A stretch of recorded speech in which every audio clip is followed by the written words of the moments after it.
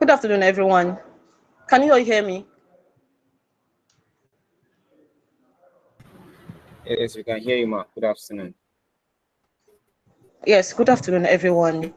My name is Salabirut Atinuke, Yes, we can. the president of Cybersecurity Afternoon, Science President. FUTMINNA chapter. Yesterday, we began this journey with great insights into women in cybersecurity, breaking barriers and building bridges. And we also looked into how social media has been algorithms has been helping to shape our space. Yes, let me put it that way. So I really want to appreciate you for joining in yesterday. I want to appreciate everyone that joined us yesterday for the day one. Your presence, your energy, your engagement made the opening session impactful and inspiring. And today we'll be diving deeper into navigating certifications and tech entrepreneurship. And I can bet you these are two critical pillars for anyone looking to thrive in the world of cybersecurity and technology at large. This session is designed to give us clarity on certifications and also open our eyes to opportunities in tech entrepreneurship where innovation meets real world solutions. So I encourage you to stay attentive, take notes, grab your notes and your pen. And most importantly, I want you to think about how you can apply what you learned today or what you're going to learn in the whole of this cyber security conference, how you can apply them to your own journey, your own personal journey, your journey into cybersecurity or into any field you feel might be helpful to you. So once again, I want to thank you for being part of this conference. This is not just an ordinary event. It's about empowering the next generation of cyber defenders. So officially, I want to welcome you to day 2 of the conference. And we have Mr. Great Mind Israel, a man of many titles. Yes, he's a great man, and I can say, okay, he's an alumni of Cybersecurity Science FUT Minna chapter. And since I knew him rather, he has been an amazing person to me personally and to the body of cybersecurity at large. So he'll be taking us into tech entrepreneurship, starting from campus. Can we have you on board, sir?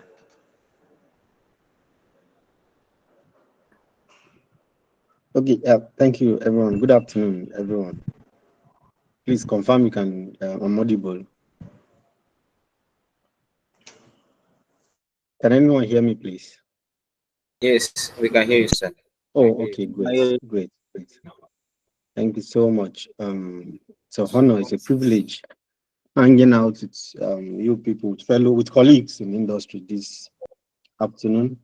And the subject matter, it's something that is dear to my heart. Meanwhile, I like to appreciate the organizers of this event. I think it's timely, it's appropriate that we do this as young professionals often, so we can sharpen our skills, refocus ourselves, and push ahead. Especially, I want to thank the president, yes, Roots, for pushing this to this extent. Thank you and well done.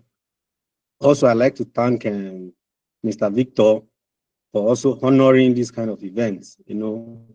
I've known him for a while with his very busy schedules. For him to have been able to, pick up this, it's a privilege.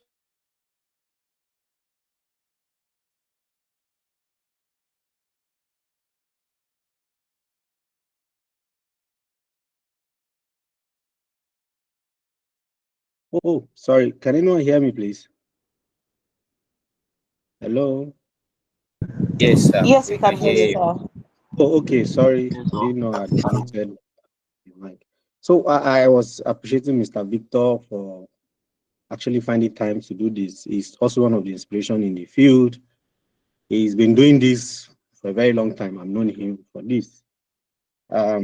So that being said, um, today we'll be looking at entrepreneurship starting from campus. Entrepreneurship starting from campus. Um, two word there, or two grouping these things into two, you realize that entrepreneurship. Then how do you start from campus? Just those are the two things we are focusing on in this conversation. I would like it to be conversational in the sense that I will be pushing out some questions, and I want us to reflect on them. Then probably if you have I don't know how the session is like, question time. I don't know if it's coming after, or, can take them in between or whatever. I don't know that, but just keep your questions handy. If there's anything you don't is not clear in the entire conversation, I still trust that we have time to share a bit of personal experiences so we can, relate directly to this subject matter. So tech entrepreneurship starting from campus. Entrepreneurship starting from campus. So by definition, what is um, entrepreneurship, or what is tech entrepreneurship? By definition, what is tech entrepreneurship? Can I have like one or two um, persons just say something around that? What do you understand by um, entrepreneurship? Put tech to it. Just one is just okay. Just mention your name and say, oh, um, this is what it is. So can we have one person?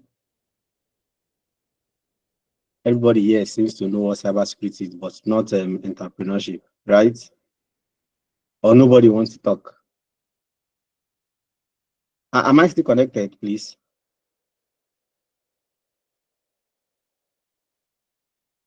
Hello, can anyone hear me? Yes, sir, we can hear you. Yes, sir, we can. Oh, okay. Oh, so none of us know what entrepreneurship is. Okay. Now, Tech, by you said, tech, Can I answer the question, sir? please go ahead. Please go ahead. All right. So, in a simple term, it's just like someone using technology plus innovation plus business skills to solve problems, like growing a business that is based on tech-driven products or services. Okay. Thank you very much. You have actually finished the entire. I finished my entire conversation. So I just to mention, I actually don't have a slide. I just I've been a little bit busy with a lot of things. So, but okay. Thank you very much for that. Though I don't know who spoke, but I want to assume it's Ruth who spoke. Thank you, Ruth, for that. Now, by way of definition, like she has said now, tech, using tech to drive a business, um, you know, business, start saying what is business, something you can exchange for money, like skills or product or services. That's just what entrepreneurship is. It's a process that you can exchange for money, or a process of growing a business, using technology. Or currently in the world now, we either use business, we either run tech as business, or we use tech to solve business problems. So if you run it, you cannot do business now outside tech. That's just what it is. It's almost impossible to do business without tech now. So now as so we have been able to establish that in our rough definition now, we have been able to identify problem solving. We have been able to say, okay, you have to be innovative, creating values, being innovative in solving problems. And we now say, okay, you have to use technology, imbibe technology into this. We are seeing, when we want to make examples now, we hear that we say, oh, the Facebook, was solving a problem. We talk about us to our own within. We have a lot of problems around that we have used tech to solve. I don't want us to go through too much, but remember Paystack. I'm just talking of the top fives you can think about in our world, because that's what we are looking at. The goal of this conversation is to get you started small, but you'll be thinking big. That's one of my goals in this conversation. So all the illustrations I'll be giving, not because I want you to be able to relate to them as small as you can, but again, your goal should be the big one. It should be a global one, something that you can push. And that's what technology actually does for us. It makes it very easy for us to scale at the global level. It makes it very easy for us to scale at the global level. So work on an idea before you do that. So tech entrepreneur is not about building the next billion-dollar company overnight. Tech entrepreneurship is not about building the next big or the next top 10 overnight. What we are saying here is you are building something that will scale over the years, but not something that you do over the night. Do you understand? So it's not building the next billion-dollar company overnight. It is about seeing a problem. We have said it, you identify a problem, then how can you bring innovation in solving this problem? In case there's an existing solution, how can you drive that solution with technology? Just very simple. I don't know if that's that. Then why do we have to start from campus? Very important question. I was just thinking in my head that, why will you want to start on campus? What are the advantages you have when you want to start on campus? Now, first, you have your market, the campus, you have your marketplace. The students, your fellow students, they are just your ready-made markets. They are your first customer, first clients. They will do the piloting for you, so you'll be able to see what the problem is. Another thing is the risk is very low. You don't have to you don't have most of us on campus now don't have bills to pay. We don't have family, so we are not under too much pressure to pay house rent and to pay school fees for your children. So most time at this level, you don't have family bills. You don't have investors pressurizing you. So the risk of starting a business on campus is low compared to what it is.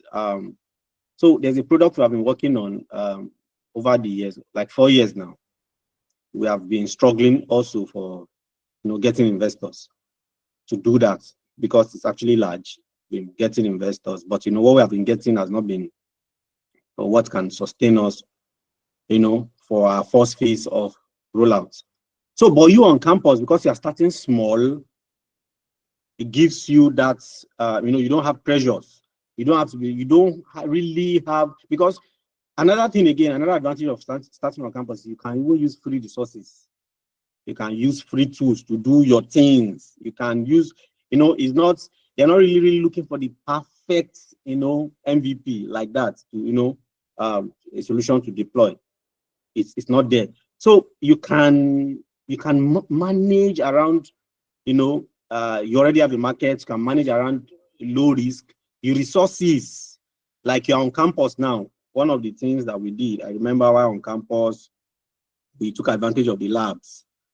I cannot forget how much lab 4, I don't know if they still tag them or name them, that lab 4 did to me. It was another home, not because I could not afford rent. I have my house where I stay, but again, that lab was another home for us, where we spent at least 5 nights on campus. And you won't even know that, I was in Boso, I was living in Boso, but you know, I go to Gidankwanu every day. I go, and we're living where you know, we do student things during the day. At night, you know, we still find our hands, you know, trying to solve problems here and there. So you can take advantage of those resources. I don't know if they are still available. I know, yes, they should still be. You see, free internet resources. You have the lab to yourself. You can also take advantage of, you know, conversing with your lecturers. The truth is, some of our lecturers have industry connects. They have this network in the industries. Yes, they do. They do. I know some of them that we meet on the streets, you know. So so they have them. You can talk about some of these things to you. And then on campus, there are some innovation hubs here and there. Some small groups, some small networks that you can build on campus that doesn't really cost you much. Then also you have your friends. You have them there. You sleep together. You wake up. You know, you see them 3, 4, 5 times in a week. You know, when it comes to I think the only people now that can guarantee seeing me 3, 4, 5 times in a week. Is there anybody that can guarantee that? It's not guaranteed for anybody, because you know, today you are here, tomorrow you're out of town, next tomorrow, you know, you're even far away. So but you have these people that you can even wake up from your dream and say, and wake the next person. There's this thing I am thinking about, I dreamt about it. This is what is. You can, is that done? Is that done? So these are the advantages you have starting on campus. I said, 1, there's low risk. 2, the market is ready. You have your peers there. Then you have resources that you can leverage on. So campus gives you a safe playground to experiment. It's like a lab where you can experience. So think about it like you are surrounded by thousands of potential users. All those people you see on campus. Oh, yeah, if they can buy into your idea and they use those solutions that you have built, then you know it's that. So if you can solve a problem for students, then you already have your first market. If you can think of a problem you can solve for students, then while on campus, you already have them. So what then do you now, how then do you start these things on campus? How do you start? I think that's one of the most important things, or one of the most difficult things, is the first step. Taking the first step is very difficult. Yes, even till now, for some of us, we still have those difficulties, you know, doing that. Just to be sure I'm still connected. Am I still connected? Can somebody just? Yes, sir, you are connected. Okay, good. So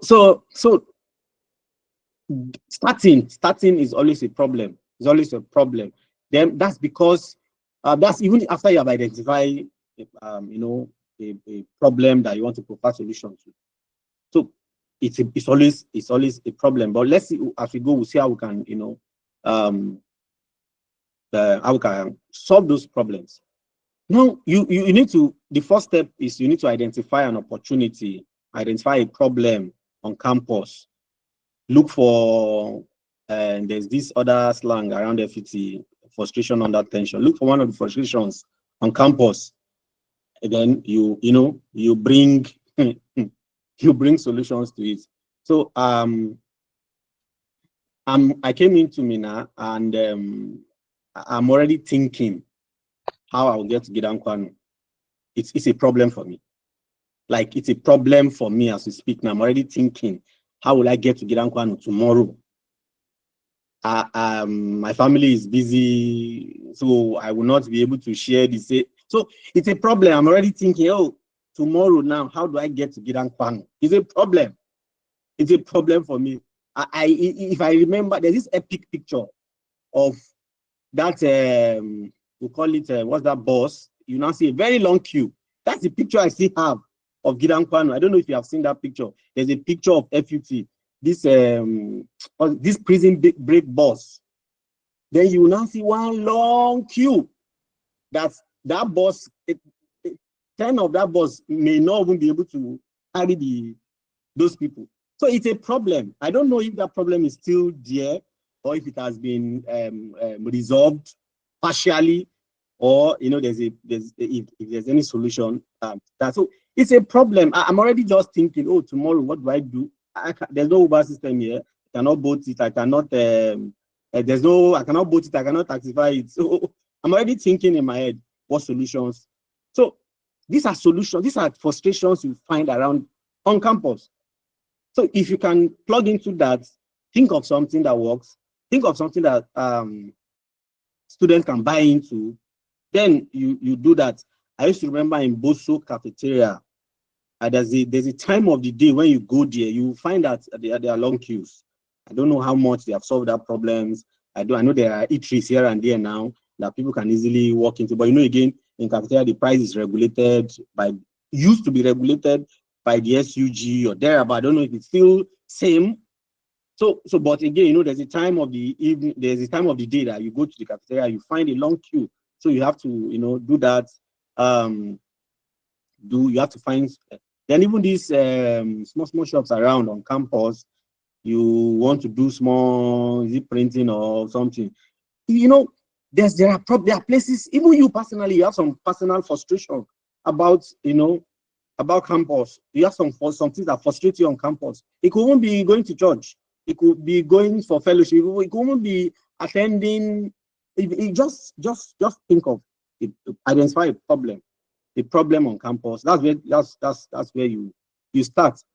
So think of a problem on campus that annoys you, something that gets you angry.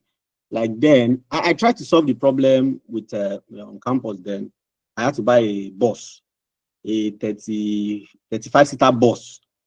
But again, and I realized that was not that problem. Although he solved this partially. Anytime I'm going to Gidan, I am very sure that when I get to the bus park, even if my boss is not on the queue, they already know me in the park. They will just get me into another bus that is available. Then I will go. So, but again, that didn't last long. It didn't last beyond my stay on campus. So think of something that can, that gets you angry. Then you can now start that as your first business. So you are getting building a business from anger. This thing must stop. It must stop. You not do it. Also, concerning these bus systems, there was a time they started ticketing.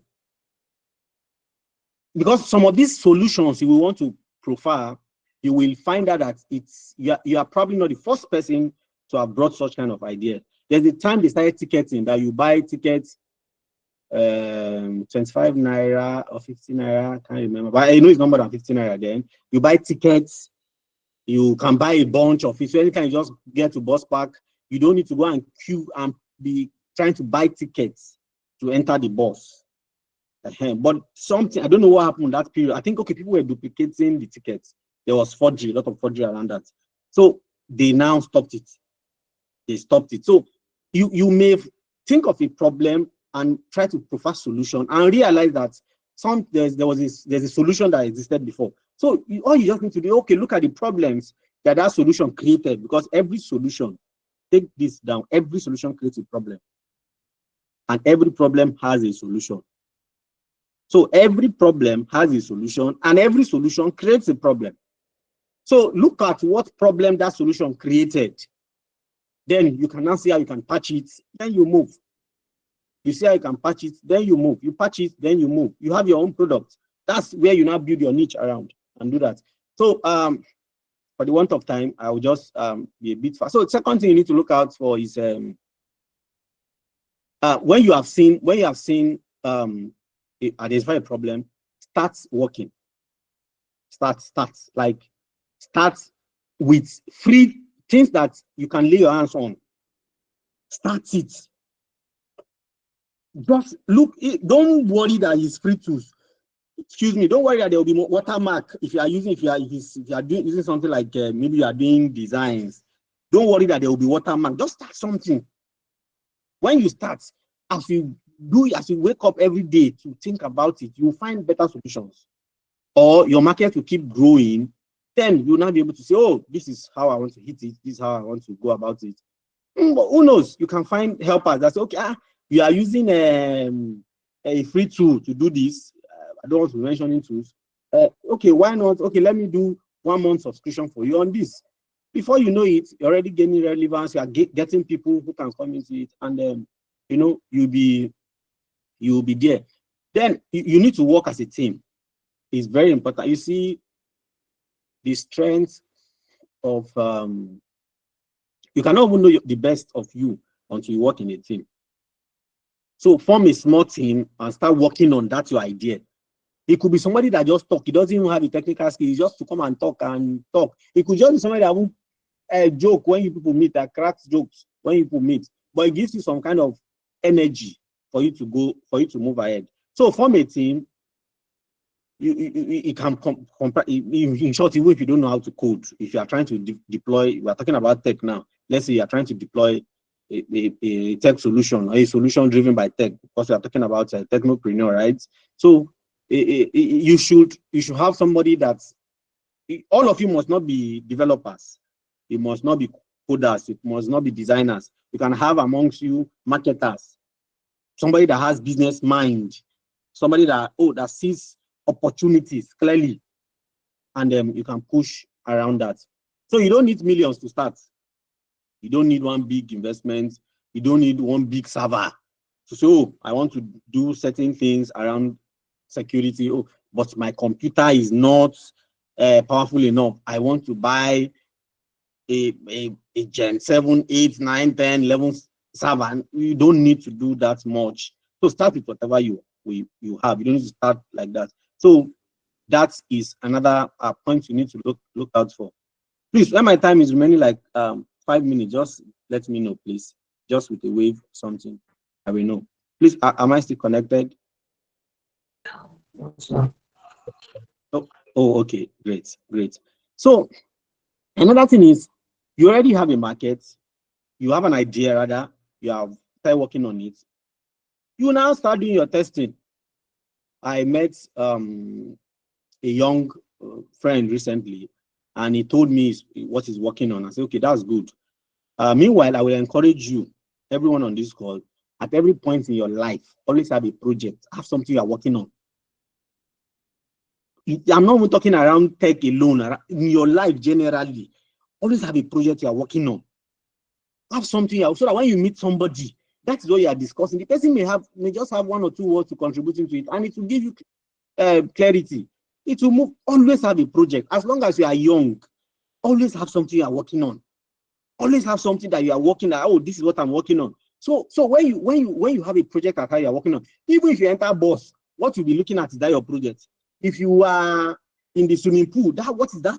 What you'll be looking at? How do I convert this water to solve my problem? If you are driving, all you'll be picturing is, and you not realize there are solutions hanging everywhere in every corner. It's just that I don't have a project to work, and now that I have a project, then I can now do that. So always have a project. So I'm talking about testing and validation. You have created this thing, you can, now when you have an MVP, you can now start testing. You already have the market. You can ask, brother, Alpha, you don't use this app, what do you think, future wise or security wise, what do you think we can add to it? So you just talk around it, and then, so don't wait for a perfect product. Don't wait until everything is ready. Don't wait. So release something simple, get feedback, and improve. Then also remember, don't how do they even put this? Done is better than perfect. Yes, done is better than perfect. Oh, he has done it, but it's not perfect. It's better than to say he didn't even he has done it. It's better than perfect. You have started something. Moreover, you cannot even perfect a thing that you have not done. So always, don't wait until everything is rosy for you to start. I know why I'm saying this because on campus you will have a lot of things that demands that your small alawi that you get. You may even talk to your parent about some of these your ideas. They will not even give you extra money, not because they don't want to, but because they also don't have enough. In short, they had to even sacrifice some of, do a lot of sacrifice to even keep you on campus. So you may share this idea with them. Some may believe, some may not even believe in your idea. So, some may just be looking at you, is it not that small boy? I'm a father. I know what it is, when children, are as old as I am now. My mom, when she still talks, she still sees me as that small boy. Do you get that? So I know what it means. Now I also have children, so I see them, whatever they are doing, there's their children. So you may be talking about those your big dreams. You be telling them. Some of our parents actually believes in us. Some of them believes, but they don't have the finance to do. Some don't even believe. They say, Sam, just continue, focus on your studies, and and do that. So what I'm trying to say is this: don't wait for a perfect solution. Just start something. Done is better than perfect. So another thing again you need to look out for is I said that at the beginning. You already have a market. The campus is so. Join tech clubs, entrepreneurship societies. If you have anything like that, they are organizing an hackathon, conferences like this. Don't miss out. I know. See, networking can never be overemphasized when it comes to our industry. Generally in life, networking is very important. But when it comes to our industry, networking can never be overemphasized. I repeat again, it can never be overemphasized. Don't joke with networking. I give recently one of my mentors posted something, and okay, I'll mention his name, the group is of First Bank, Dr. Harrison. So he posted that there's opening in their place, and he said, okay, DM me. Okay, send your CV to my DM if you are interested. He posted on LinkedIn. And if you know how LinkedIn works, if you are not connected to the person, you are limited to what you can do with the person. So a lot of people are just say, I'm interested, but they cannot send in their CVs. So, and how did I meet Dr. Harris? It was just a normal conversation we were having. And what did he even ask me that year? I didn't even know him like that. I just attended I attended an event that brought him into limelight. So it was just what's the difference between backup and archive? Because I was saying something around backup and archive.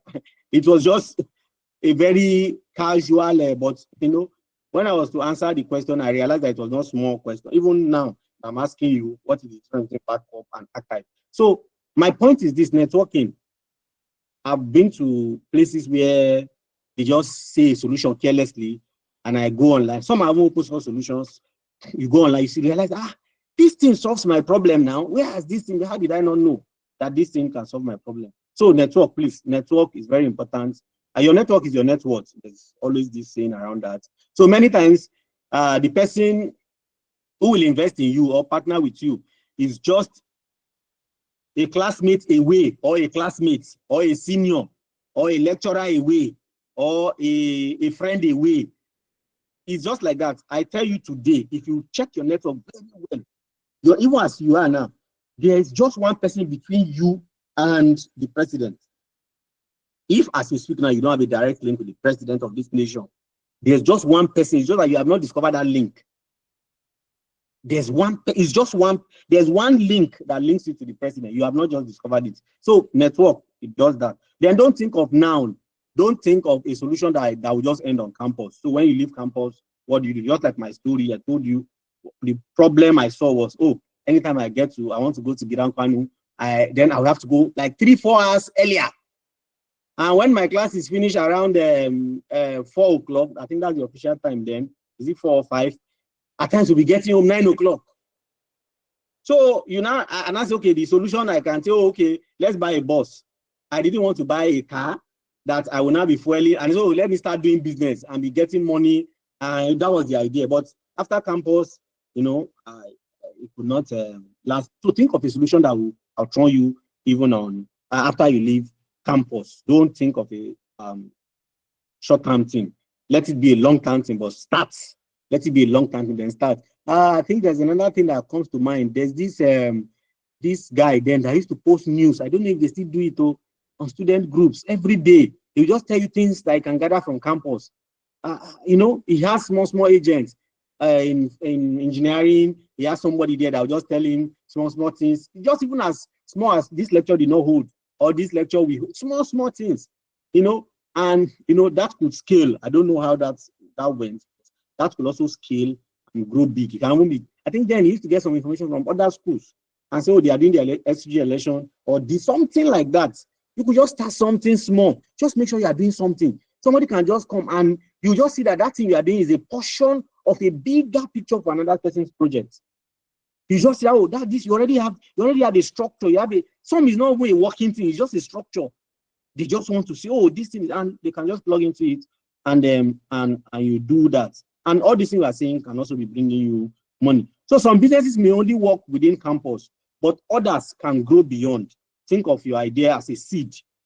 You are planting on campus, but not limited to that campus. So don't forget, we have said a lot in this thing. We say, okay, start small, but think big. Don't forget to solve real problems. People pay for solving their problems. People pay for you to solve their problems. Don't forget to always collaborate. Don't work alone. I was on a panel yesterday. In short, the entire conversation was collaborate. So don't just work alone. Don't think. See, whatever you do in life, you always need people. I always say this. Whatever you do in life, you need people. If you are a lecturer, you need people to teach. You cannot gather goat and start teaching goat. No. If you are a student, you need a lecturer. You need somebody to teach you. If you are a pastor, imam, you need a congregation. If you are a driver, even if you drive goose, it's somebody that will pay for the goose. In short, even if you are a thief, you need to thief from. You cannot be thieving from goats now. What do you want to thief from goat? Is this poo-poo or is Vivi? Do you understand that? So you need people. You need people. That's why you need to maintain good relationship at all times. You need people. So as you go, also learn from your failures, because your first product may not even be successful. And I pray yours will be, but your first product may not be successful, but it's part of growth. Also, you know, don't be shy when you fail. Just stop yourself and move. Failure is just part of the work. When you fail, don't stay as a failure. And you know, and so there are a lot of big stories we have mentioned in our introduction. We saw Facebook, how it started, Paystack still waxing strong, you know. So whatever solutions whatever problems you have identified, we are saying limiting it to campus now. Look for something, think of a solution around it. You may not even have the technical know-how of those things, but when you share the solution, you will be able to do that. See, now in the country, there's nothing, we need additional solutions than ever. Something that is tailored for us. We need it. Because when you see technology, people build solutions, they build in their culture into solutions. So if you can build a cultural solution that integrate our culture, that's okay, we are not doing it, so it will be easier for us to do it naturally because it's been our culture. So as a way of conclusion, tech entrepreneurship is not just for the let me say Silicon Valley. You can start from FUT. You can start from your hostel. You can start from your lab, your small computer. You can start from there. All you need to do is look for a problem, use technology to solve that problem, then you have started. Don't forget, I also mentioned that it's better done than perfect. It's better they say, oh, he has done it, you know, than waiting for it to be. It's better they say, oh, he's waiting to make it perfect, than they now say, so when you say done too, there's also a reward for done. So your campus is not just a place to study alone. Why do you think people come to school? Think now, let's start thinking. Is it just that they just want to come and sit and learn alone? No. Involve networking. Like converse, like try to hook up. When I say hook up, you know the context I'm talking about. Network with people. You have like minds on campus. You can easily see them. You can easily spot them. You spend quality times together. It's not in this day now that everything we do now is virtual. We do, but on campus, you can even if you still operate some certain level of virtual, you still have a close group, something that you can look out for you can always look out for each other and see that. So your campus is not just a place to study, it's actually a launch pad for innovation. You don't sleep while you don't sleep your entire time on campus. Then when you now finish, you start looking for who will help you brush up. So at this junction, I want to thank you for your time, and I wish you all the best, and I wish you great courage to take your first step. I'm also wishing you wisdom also to be able to identify problems or to be able to get angry, and because some of us have solutions will come out of our anger. So, and I'm happy to also hang out with you people this evening. So in case there's any question at this junction, I'd like to take them if that's how the program is structured. Thank you so much for listening. I hope you learned something this morning. Oh, this afternoon.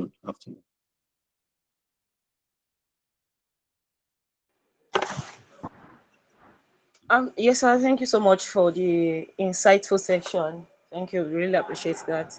And because of our time, and before taking questions, please, if you have any question, please drop it in the chat message box, please. And keep your microphone muted while we go into the second session.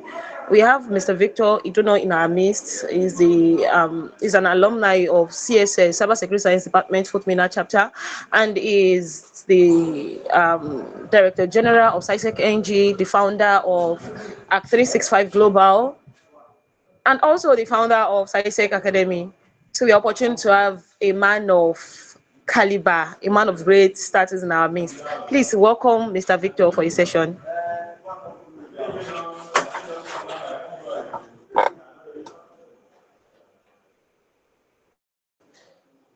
Mr. Victor, please, can we have you now, sir?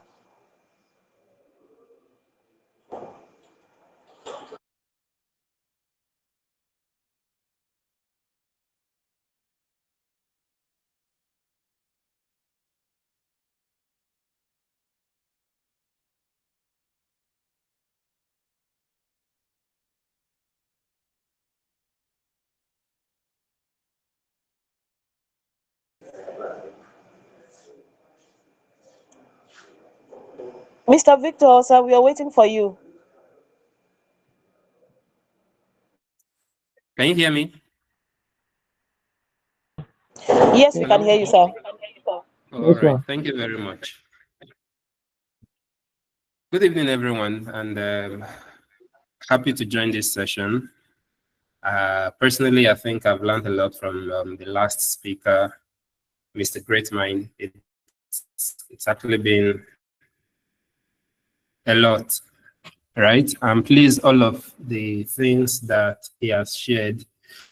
Do well to try as much as possible to implement the ones you can implement. You never can go wrong, especially as a student. There are a lot of things you can keep trying, use it as your test bed and get the best out of it. So just to dive straight into what we have for today. I don't know why the organizers gave me those 3 certifications, but I'm going to attend to them. So thank you to the organizers. Thank you to all participants. And I'm going to be very brief while we go through this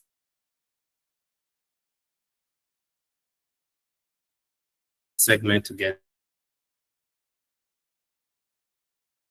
So this evening, I'll be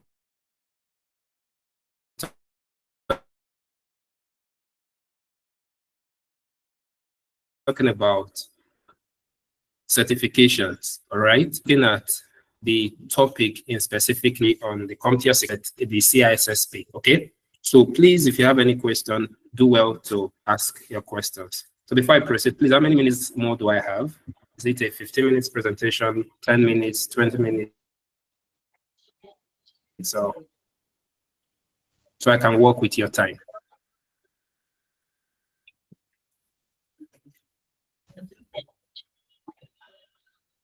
Can you hear me? Yes, sir. I can hear you, sir. How many I minutes do I can have, hear you. please? So you have about 20 minutes, sir.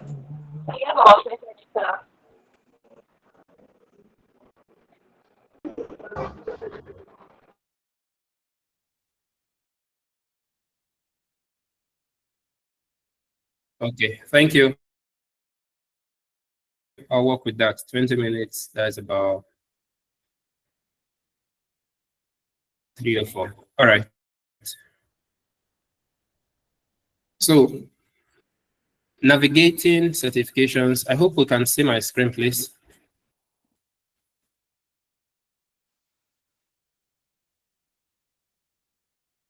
Your video, yes, but your screen, not yet.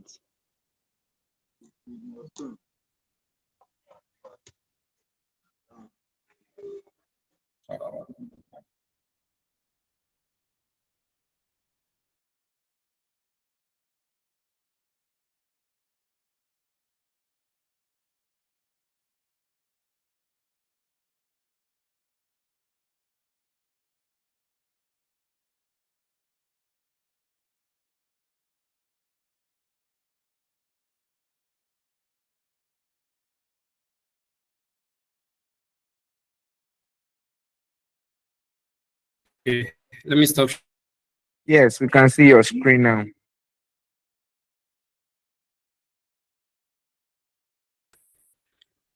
Is it up now? Yes, it's up. It's up. I can't see anything over here, so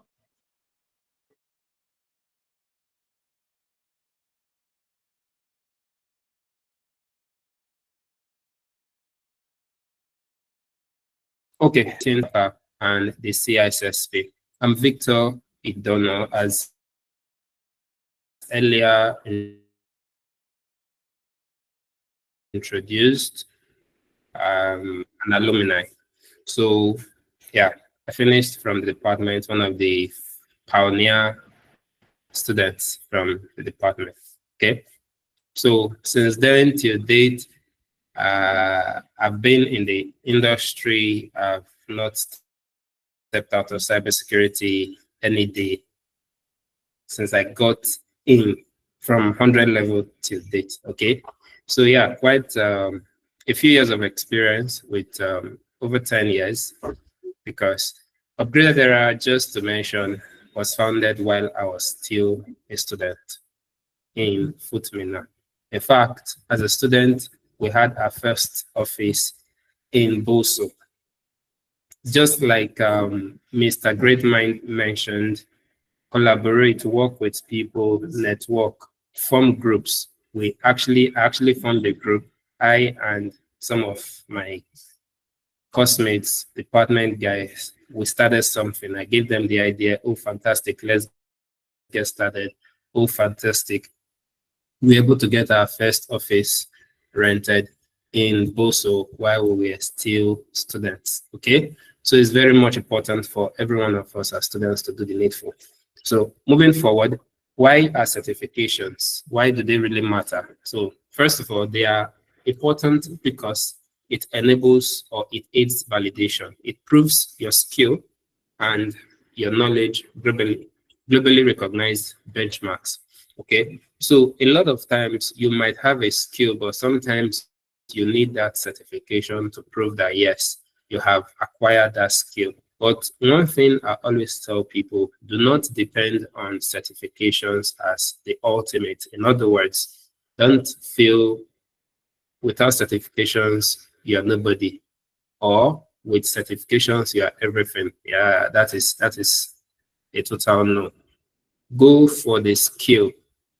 When you have gotten the skill, you go for the certification to prove your skill. There are persons who go for certifications without having the skill. And when it's time to prove their skill, certifications can no longer hold. In other words, you can get into a system or get into a paid job, a project with your certifications, but it is your skill that will retain you in that project. Okay. And you need the certification to actually gain your way into that project, because that's actually what can validate your skill set. Next is career growth. It serves as a trust signal to employers, clients, stakeholders. Your certification, you automatically validated you. It shows that you're growing career-wise. For example, you have your BTech. From BTech, you're able to gather more certifications. Maybe you've gone for your master's or something.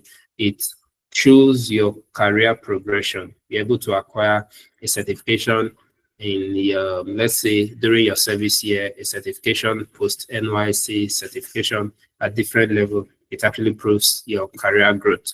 Next is confidence. It provides a structured pathway for career growth and specialization. If you have certification, you are more confident because the skill you have, you've actually proven that yes, meeting international standards, you have that competency. International certifications are basically more like validating yourself in the global space, right? Meeting international standards. So, cybersecurity career roadmap, there are different career roadmaps. We have the beginner, the intermediate, the advanced. A lot of times, some persons, students, non-students, they'll come forth and because they've heard somewhere that penetration testing, for example, it's lucrative or it's high-end, they will come and tell you they want to learn pen testing. In reality, you do not jump from ground zero and move to, let's say, the 10th floor, the 6th floor, whatever level. You need to start from the basics. You need to have a career map, a roadmap of how to move and where to go. So preferably start from your beginner level, move to intermediate, move to advanced. Don't hop, don't jump the stages, because if you do, you likely meet a lot of challenges that will be difficult for you to resolve. So next is, let's look at the CompTIA, for example. The CompTIA, a good number of us, we must have heard of the CompTIA security certification. Currently, we have CompTIA 701, and for those of us that may be interested in it, CompTIA is a beginner stroke entry level certification. While it may be referred to as a beginner stroke entry level certification, please and please, it is still not that easy. Neither is it that cheap. Okay, it's not that affordable. It's affordable, but not that affordable.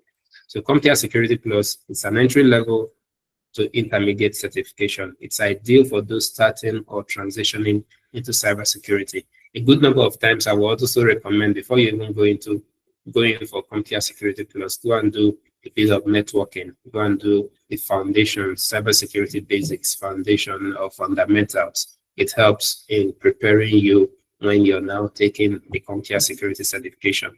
The focus for it covers a broad range of security topics, including network security, compliance, threats, cryptography, etc.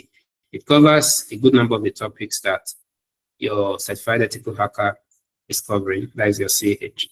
The target audience is for IT professionals transitioning into cybersecurity, then for network administrators, individuals starting a career in cybersecurity. It's actually a good one for you. Then the value, it's a certification that provides global recognition, foundational knowledge, and the career opportunities are limitless. Limitless in the sense it actually affords you credibility to work in organizations globally.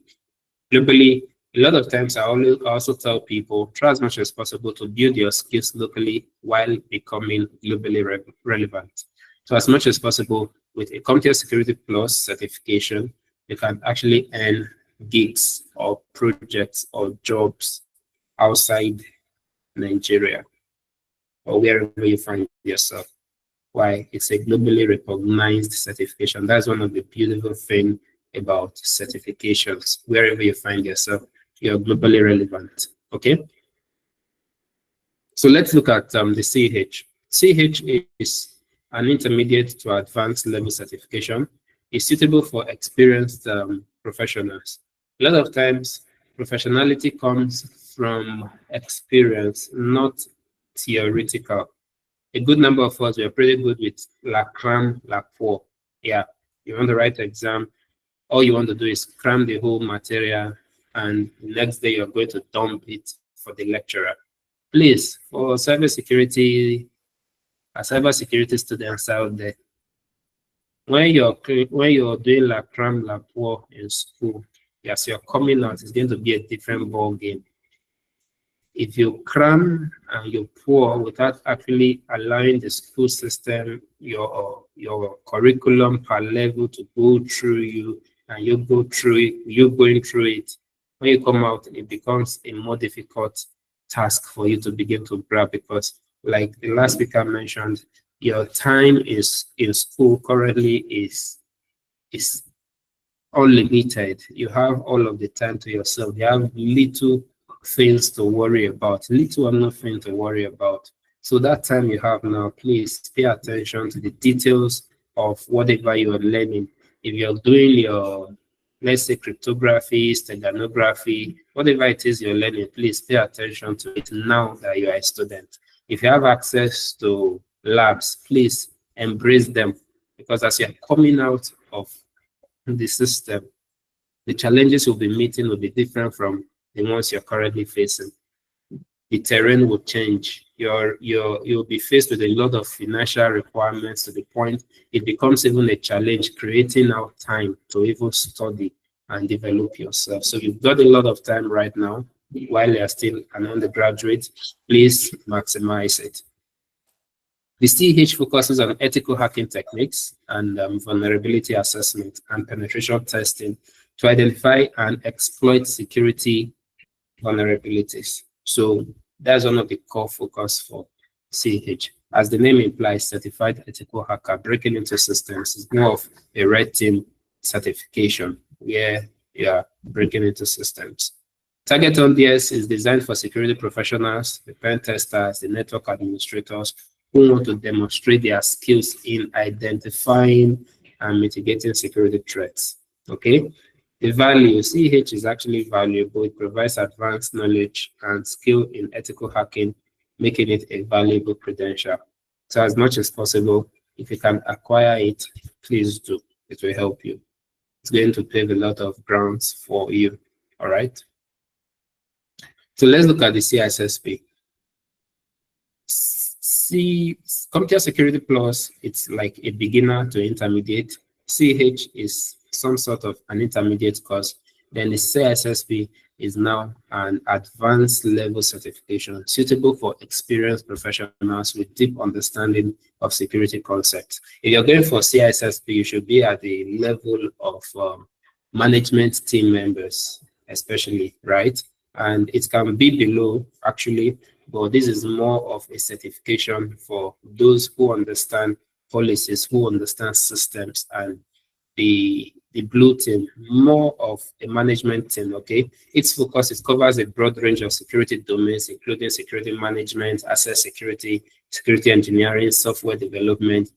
Majorly, you are at a position where you are overseeing a lot of activities happening within an organization or an enterprise, okay? So when you have all these things into consideration, you'll be able to do the needful. So next is your target audience. It's designed for security professionals, security managers, the CISOs who want to demonstrate their expertise in designing and implementing secure systems. So the target audience are this category for CISSP. What's the value? The value from CISSP certification provides global recognition, advanced knowledge, and career opportunities, making it a prestigious credential for experienced security professionals. You can go for CISSP even if you are not a management staff, but be sure you already have a wide knowledge or experience across all of the focus areas mentioned, which entails your security management, your asset security, your security engineering, etc. Why is it advanced? The others, Security Plus, CH, they focus more on specific area of focus. Either you're doing your pen test, you're doing your vulnerability assessment, etc. But when you come to CISSP, you're covering different domains, covering the guys implementing software development, the guys doing security engineering, asset security. etc. So it's a more robust certification for management staff, or an advanced level certification. So success tips. For the success tips, build lab experience. Don't just study theory. A good number of times we are good, like I mentioned earlier, doing la crème la pour. Please, la crème la pour do not work outside of examination requirements. Outside of examination requirements, la crème la pour will not do the deal for you. Okay? So as much as possible, try to ensure round the clock that yes, you are acquiring lab experience, you are acquiring skills, practical skills, and not just theoretical skills, right? Then next is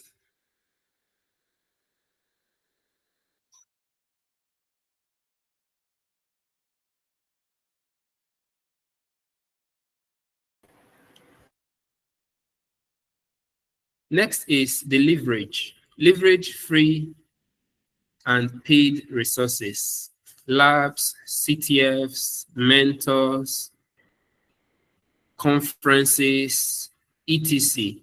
Always ensure you are leveraging on them. Please, very, very important.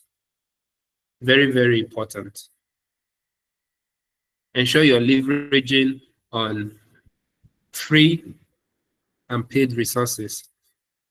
Anywhere you find access to labs, please practice. CTFs, please engage.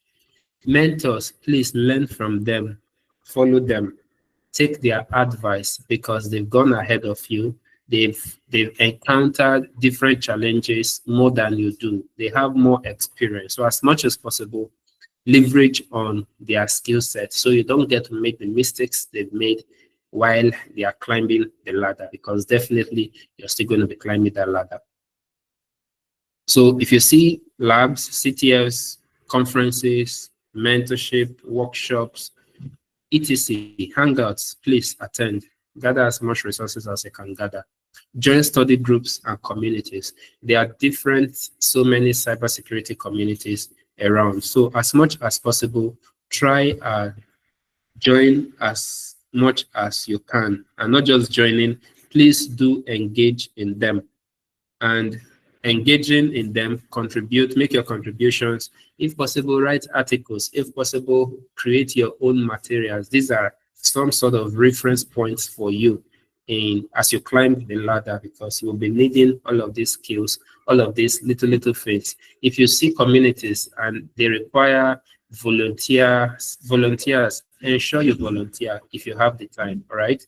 It will help you because you'll be able to pinpoint to them on your way, making references to them as you grow and climb the ladder in the industry. Next is focus on applying skills to real-world problems. It's good to have skills. Your skills, if it's not solving problem in the real-world environment, you're going to grow old with your skill set, right? Skills help nobody if it's not applicable. You can be the most brilliant person. You can be having first class right now. You can graduate with first class, but if you cannot convert your skills to solving people's problem in the real world environment, it's not going to help you at all. So ensure you focus on applying your skills to solving real world problem. If you have a skill, think of a problem that skill can solve. Once you can deliver value by solving people's problem, you are building a niche for yourself. You're getting yourself a seat on the table. So skills rule the world. Finances will come later. Your skill set will drive the finances. So choosing the right certification, Computer Security Plus, start here if you are new to cybersecurity. But like I mentioned earlier, before jumping or hopping into Computer Security Plus, you can go for the likes of fundamentals, the networking, introduction to networking, and all of that. Then for CEH, pursue if you want to specialize in offensive security. Red team, If you're joining a red team, you can go in for CH. But again, it would be bad to have a combination of 2 or 3, levels. But of course, as you grow, as you climb up the ladder, you realize you're actually going to be needing some of these certifications. Next is your CISSP. Aim for this once you have experience. Once you have experience and you are moving into leadership. Acquire it if you're beginning to head teams, head your department, or head regions, as the case may be. Yeah, each certification built on the other, depending on the career stage and professional goal. Please, for every one of us, right? Do not try picking certifications from multiple areas or angles. Build certifications based on certifications that can actually align with each other. E.g., you're doing computer security, you're moving to CH, fantastic. Some persons will do computer security, which is more of cybersecurity. From there, they'll go and do certification on, let's say, project management. Yeah, both are certifications, both are international certifications. But can they really complement each other? The answer is no. So ensure your certifications are building on each other. Common mates, you must take all 3. The answer is no. Pick based on your path, your learning path, your career path, your progression path. It might be the person in, let's say, the financial sector working in a bank. His career path and requirements may be different from the person working in oil and gas. The infrastructure they will be exposed to varies. So there is no such thing as you must take the 3. Work with what is on your career path, your progression path. CISSP is only for technical persons. No, it's a leadership-oriented project. So whether you are technical or you're not technical, CISSP is there for you. Another thing that is there for you in cybersecurity is your GRC. In one of the community groups, I think that is CYSEC NG community, there someone asked a question that he learned or he heard that it's mandatory for you to have programming skill when you're going into cybersecurity. And I think someone responded that confirming that yes, programming skill is a must-have requirement. But in reality, programming skill is not a must-have requirement. There are other areas of cybersecurity that you can actively function in without having anything to do with programming or coding, e.g. GRC, governance, risk, and compliance. That aspect has nothing to do with programming. It is ensuring policies are adhered to by organization and co. So next is CH. Hacking is illegal. No, hacking is not illegal.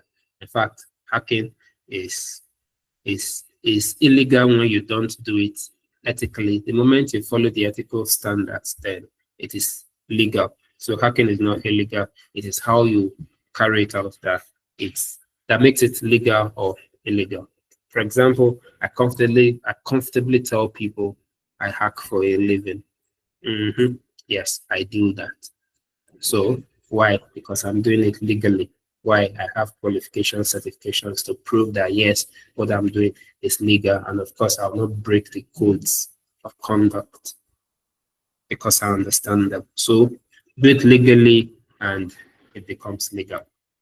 Final thoughts, certifications, tools is equals to tools, not destinations. Okay, you can have a certification is a tool, fine, but not a destination. But the fact that you have a CE certification does not mean you've arrived. Choose based on career vision, not hype. A good number of us they are talking so much about computer security plus, that's why I want to go for it. No. They are talking so much about CH, that's why I want to go for it. No. They can be hype. So please don't go for certification that is not relevant to your career path, certification that is not relevant to what you're doing at the moment. Go for certifications that are relevant to your current day-to-day task, your current day-to-day job role, okay? And that will help you than going for hype. You'll spend the money You acquire the certification, the money, the time, the resources, the energy, you acquire the certification. And if you are not applying it on a daily basis, it will leave you. If you leave cybersecurity will also leave you. By the time you're coming back, you spend more time trying to put yourself together again. So continuous learning is not a one-time achievement, okay? Continuous learning is way, way higher than one-time achievement. For the fact that you've acquired a certification, that does not mean that, yes, you've arrived. You can have a certification and still fumble, okay? So as much as possible, ensure your learning is continuous. Keep updating yourself with latest things happening in the industry. That's why I mentioned participate in communities, join groups, volunteer.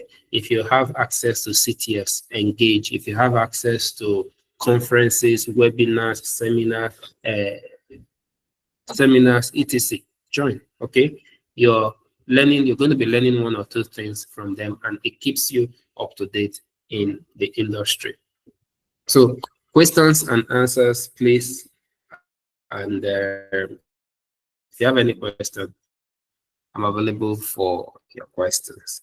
Then just to mention, for those of us that are registered for the CTF competition, I think the pre-qualifier is up, it has commenced.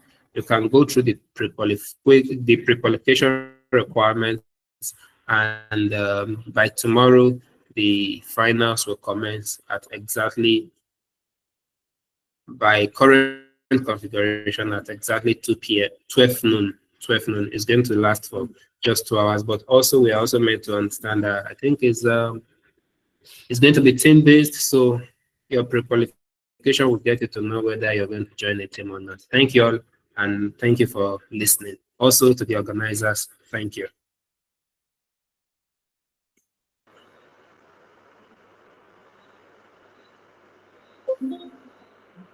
Thank you for the session, Mr. Victor.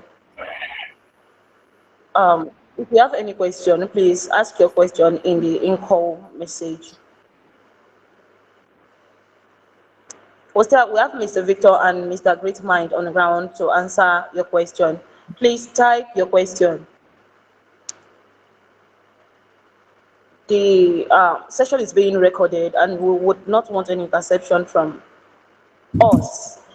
So we would prefer that you type the question and we'll read it out. Thank you.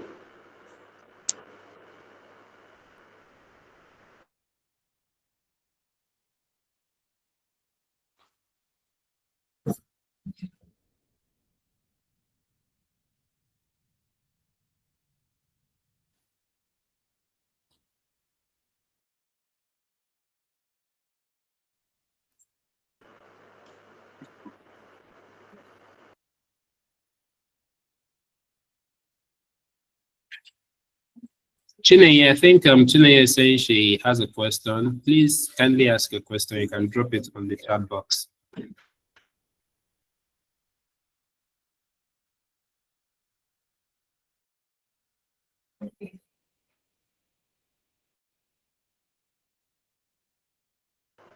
So, Mr. Victor, someone is asking Faustina if... Chineye, please go ahead with your question. All right, before then, Mr. Victor, someone is asking if the material used for this section will be available for further study.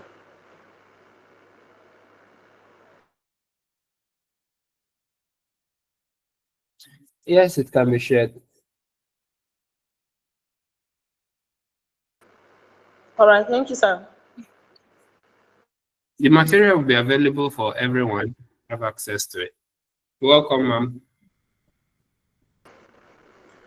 Okay, there's a question from Ralph.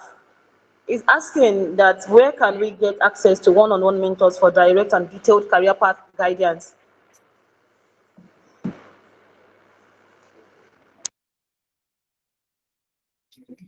One-on-one access. Okay, well, one-on-one access.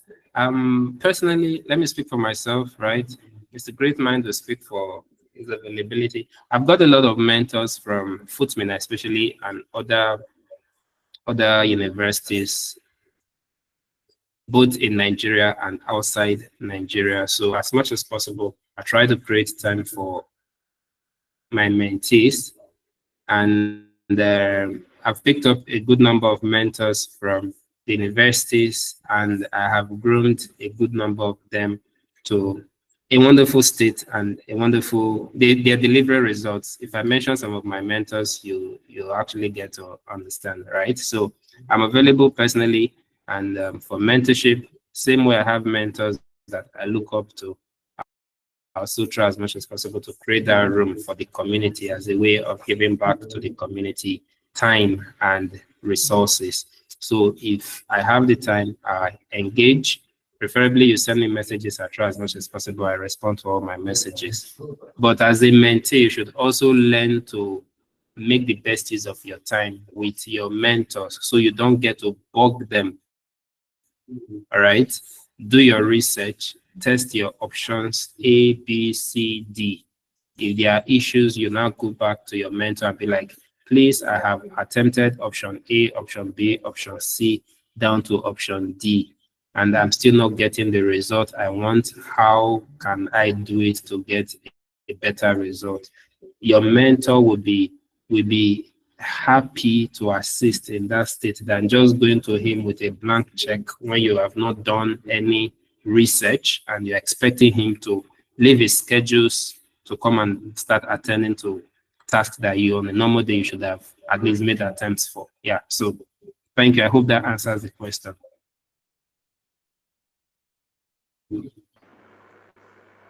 All right, sir. Another question. This person is asking that how long or what's the duration for time will it take for acquiring a certificate? Like how long will it take him to get a certification? That's the interpretation of the question.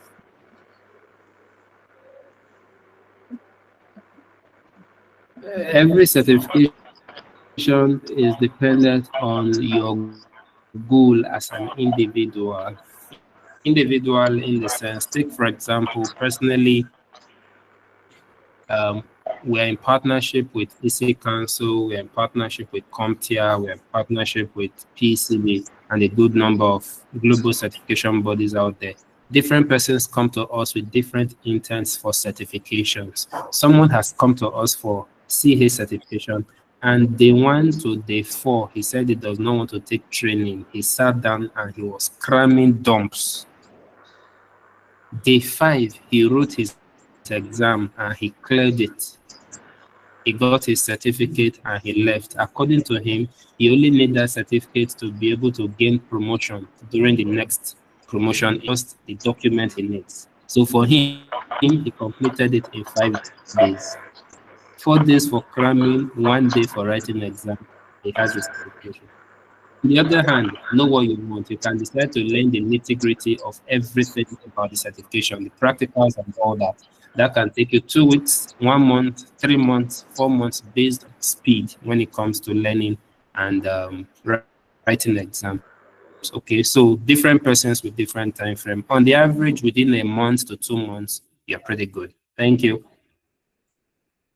All right, so there's another question from Oyosore Akogun. Please, what certification will you recommend for security engineer?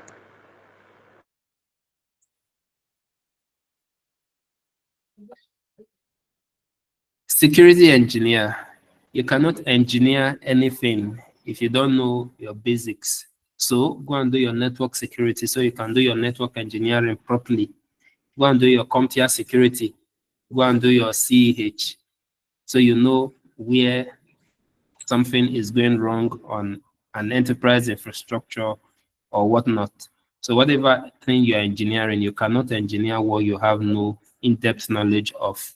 Engineering is not grammar, please. Engineering is building systems, pathways for an infrastructure, aiding them to actualize their foolproof security, right?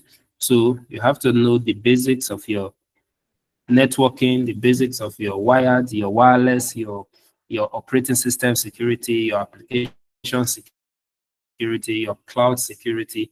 You have to have grounded knowledge on all of them, depending on the security engineer you want to be anyway. Yeah. All right, sir. I hope that answers this question. Mr. Great Mind, I think this question is for you. we should start connecting with people offline. How can we do that, considering time management, and also is it compulsory, sir? Oh, okay. Yeah. Thank you very much. That I mentioned networking, and very important. I also said attend conferences. Statistics shows that in the nearest future, physical gathering will only be luxuries that people like the Dangote of our time can afford. I take it again. Physical gathering will be luxury that only the people, the wealthy people like the Dangotes of our time can afford in the nearest future. So when I say network, when I say meet people, can do it both online and offline. I'm saying as a student, you're on campus, you are there, you can see the guy every day. Like when I was fully on campus, every day I know that I'm going to see this person. In short, I can predict how we sit in class because I know all of us. I can know that, oh, when Sam is sitting, the next person is this. You know, when I'm sitting, the next person is this person. I can predict it. So I'm saying that you are still on campus, you see these persons, you know them, and not the idea of a profile. Not we don't know, not profile. All we know now when it comes to virtual is profiles that we know. We don't know these people in real sense. Like you can shake these persons and do that. Everything is being digitalized. But you're on campus. Please start with networking with people. Most of the things I've done, most of the jobs I've done where I've worked, systems I've built, systems I've secured, are somehow related to people I have met starting from campus. Oh, you will just hear that, oh, a former classmate will say, bro, Alpha, let's go and do this thing. You just say, okay, what is this? Is it not this? Okay, you just go and you just deliver it. So it is not,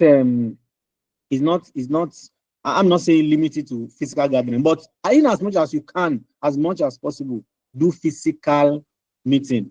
If you can meet the people physically, meet them and sit down with them. You may not want to ask any question. You just being around the person alone, you will observe. I'm very sure if you go to upgraded era, you will, if you enter the vicinity, the environment alone, you will understand some things. See, there's power in association. When you just get there alone, you see, oh, the way these systems are being positioned, the way the place is sparkled, the way they organize things, the way they arrange things. It's not the way you arrange things in your room as a student now.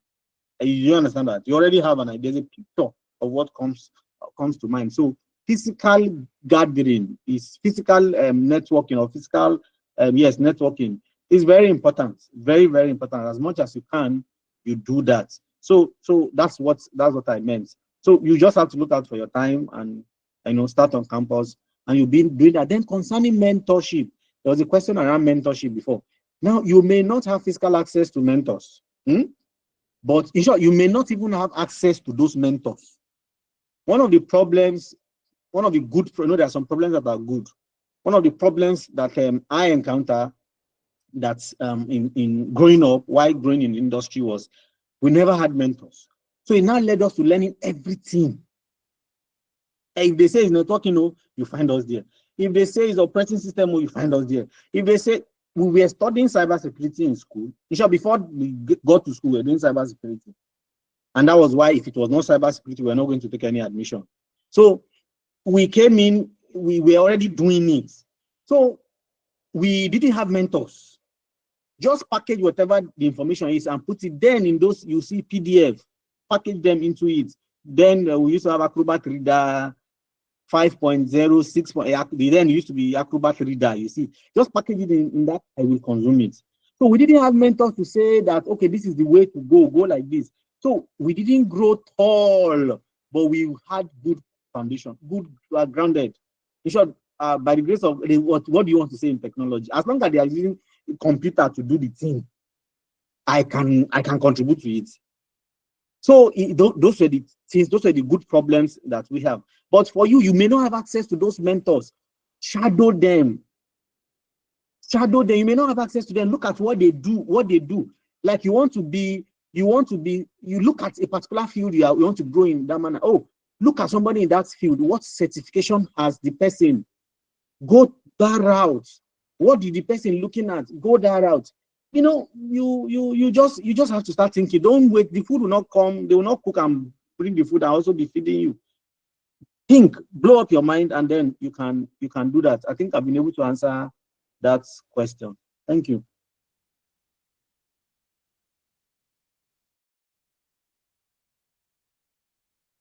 Am I still connected? I'm the only one here. No.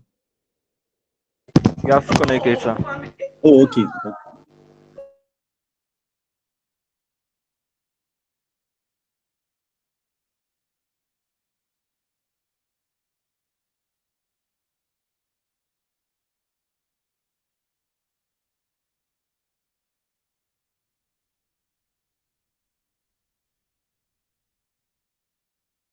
I think the moderator is missing in action, right?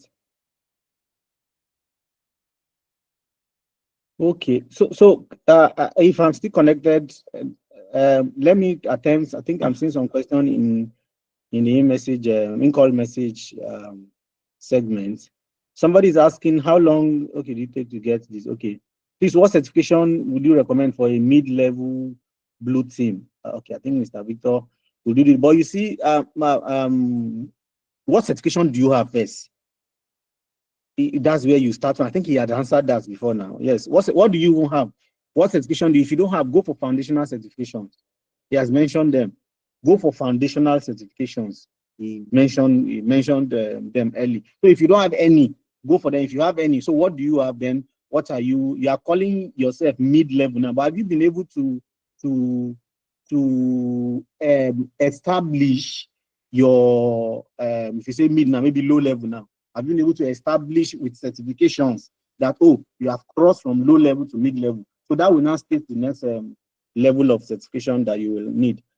Then another, I say, please, what type of certification is useful for someone venturing into pen testing? Start with the foundation. Go for foundational certifications. They will help you. And they can even be all those free ones. I think he also leveraged on, he mentioned that you can leverage on those ones and start. That. So for Faustina Chineye, this is your question. I think is it okay for those that have gotten the theoretical knowledge on cybersecurity? Is there internship or volunteering opportunities available for those that will want to work on real scenario project to gain experience in domain of their circle? So, am I still connected, please? Yes, sir. Yes, connected, sir. Okay, good. Just wanted to be sure. So now for the first segment of your question, Chineye, now build labs. You may not see that opportunity. You may not have. There are a lot of opportunities that a lot of internship opportunities, a lot of volunteering opportunities out there. But the sharpest one now is for you to build labs, work on labs, home labs, build those labs, so you can easily get hands-on experience from that. When I say work on labs, build labs at home in your own the same system or device you want to use to volunteer for another your voluntary or internship. Build labs with them. So when you build labs, so when you're even applying for those internships, you're applying with your homemade labs. And so I have done A, B, C. Just that I did not do B very well, or I don't understand C. Good, then you move. So you see, and most of these labs that we do, there are things when we come to the industry, when you move higher, you just do it in a larger scale. What you do in your small labs, you do it in a larger scale. So the second part of your say from my search, I've discovered that most cybersecurity internship in Nigeria requires payment for the students, which is quite different from the internship of other countries, because the opportunities to build, so just like I said, you know, build labs, build home labs, and that will also help you to do that. This other one, he said, what will you recommend as the next step? Someone, okay. Oh, Mr. Victor, please go ahead, sir. Okay, so just I just wanted to make a contribution to that last option you read. What where is it that most cybersecurity companies in Nigeria do one thing about requiring interns to make payment? There's something I always tell interns. They come You have spent 4-5 years in the school system.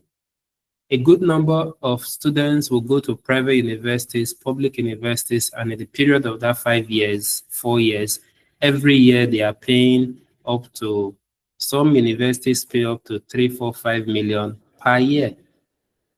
You pay all of this money to your universities. You will spend the 4 years in school doing nothing other than doing la cram, la pour.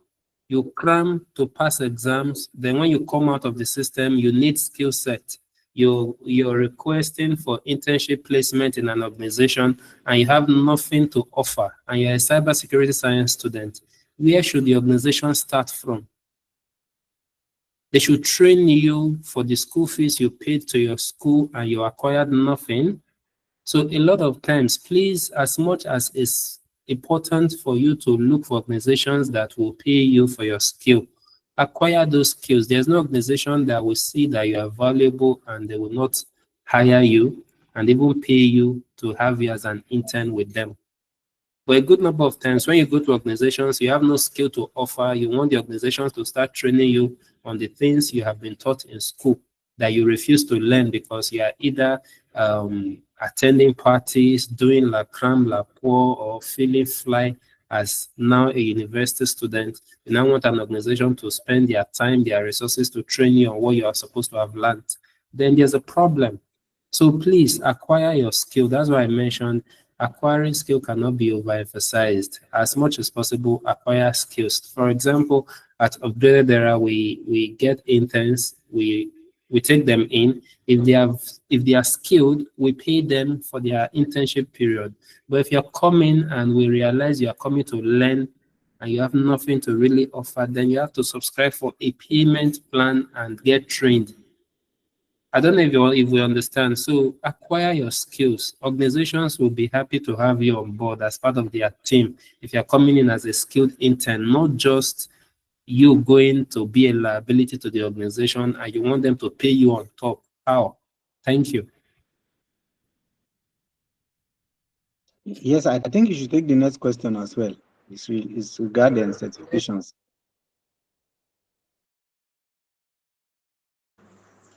All right. We might not be able to take all the questions, but I can assure you that Mr. Victor and Mr.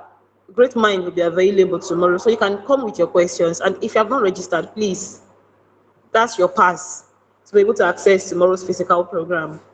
Please register, and you can come with your questions. Thank you so much. Thank you, Mr. Victor, for the session, and thank you, Mr. Great Mind. Thank you for the gift of access. Really appreciate. I'll be expecting you all tomorrow. As I said earlier, please come with your questions as they will all be answered tomorrow. Thank you and have a good night rest.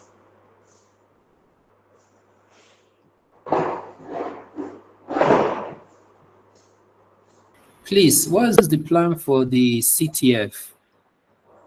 I've actually been trying to reach out to, do you people have a lab that can be used, or what's the plan for the CTF?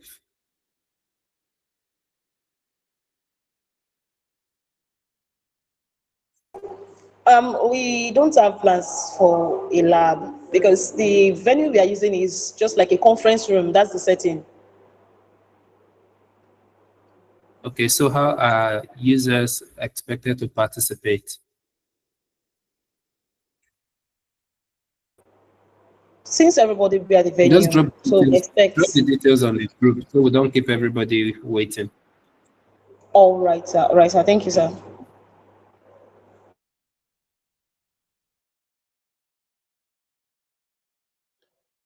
Mr. Victor, long time. Oh. Well done, sir. Good evening, sir. Well done. Oh. God bless you, sir. Pleasure. Thank you for all the support you are pushing as alumni. You know, it's something worth emulating. Thank you so much. Pleasure, Well done, sir. We'll get to see it tomorrow, hopefully by His grace. Yes, by the grace of God, we'll see. Thank you. Have a wonderful evening. Yes. You too, sir.